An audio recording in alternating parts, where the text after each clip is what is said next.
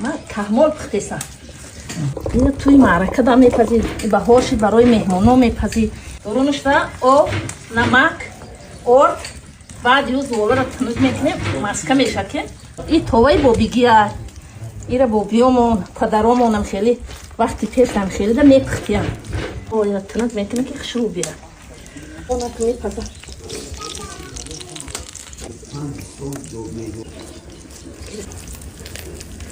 اینا مردکم سفری مهاجرت دوره گفتم که همون بخره و بعد بروه همیشه نوروز دا خیلی میشه روز دا مهمونا میان تحمل خرید مای رو ریختن میگیره روغن دیخونیه الان شهده اگه تیز بپزه مای رو که سبقه سرطان خیلی خومه کم ترک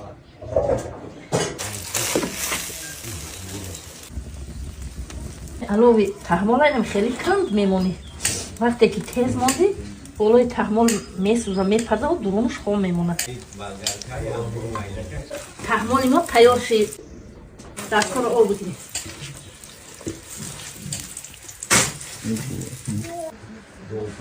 تحمل بابگی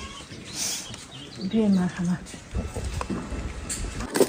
یا بسم الله الرحمن الرحیم کارش بدن یه عمه ما یه عمه